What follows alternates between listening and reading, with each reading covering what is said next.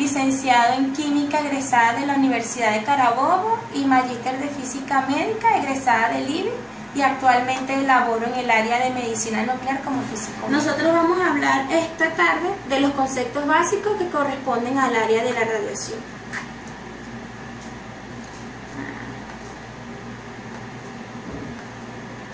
Fíjense, uno de los objetivos importantes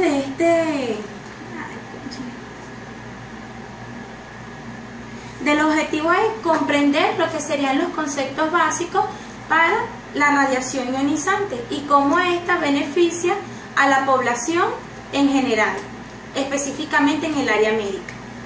Para comenzar a hablar de radiación, debemos conocer el concepto básico de lo que es el átomo y su estructura atómica. Fíjense que el átomo no es más que la unidad fundamental de la materia.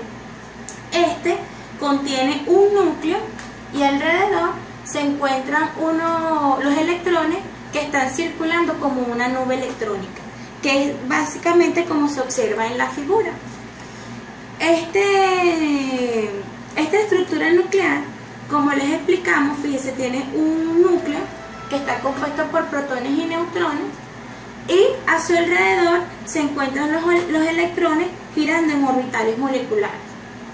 Como sabemos, en el núcleo los neutrones son los que no tienen ningún tipo de carga, los protones les confieren la carga positiva y los electrones la carga negativa, lo que da la estabilidad. En nuestra área, en el área de radiación, el átomo lo utilizamos más que todo en el núcleo, porque quien confiere la carga o no corresponde directamente al núcleo del átomo. Luego, otro concepto fundamental es la materia. La materia no es más que todo lo que nos rodea. Contiene masa y contiene energía. Entonces la materia está subdividida entre ya sea materia heterogénea o materia homogénea. Y a su vez los distintos tipos de procesos de cómo podemos nosotros desintegrarla o separarla en fases mucho más pequeñas. Nuevamente, para lo que refiere a la estructura atómica, nosotros tenemos que hablar entonces de la configuración electrónica.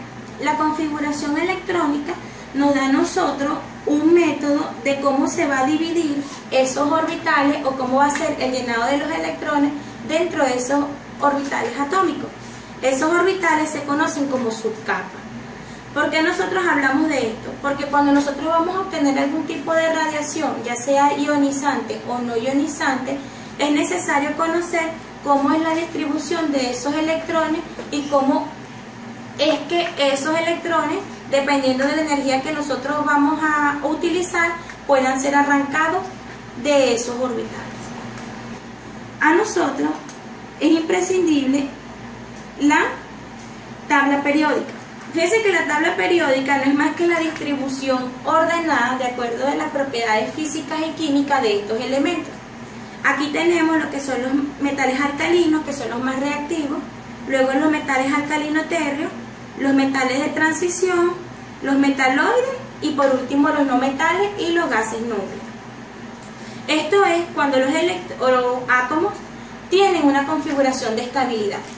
En nuestro caso, en lo que nosotros laboramos, no utilizamos como tal esta tabla periódica. Nosotros tenemos otro tipo de tablas.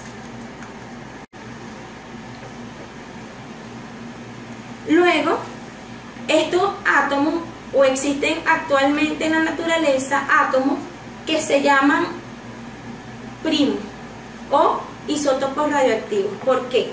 Porque es un átomo que tiene propiedades de aumentar el número de neutrones en el núcleo del átomo. Entonces sus propiedades físicas y químicas son similares, pero cambian. Por lo menos en caso del hidrógeno, fíjense que la configuración normal del hidrógeno es que tenga un solo protón, un solo neutrón y un solo electrón, que es lo que confiere la estabilidad.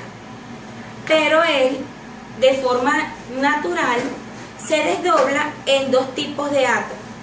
Un hidrógeno que tiene un neutrón o dos neutrones, un protón y un electrón, que es el que se conoce como el deuterio. y el tritio es porque tiene 2 neutrones, un protón y un electrón. Todos ellos, sus propiedades físicas son similares, más sus propiedades químicas no. Este tipo de isótopo radioactivo es muy utilizado industrialmente para fraccionar núcleos que tienen condensados muy grandes, o sea que pesan muchísimo el núcleo. Nosotros utilizamos esto a nivel industrial.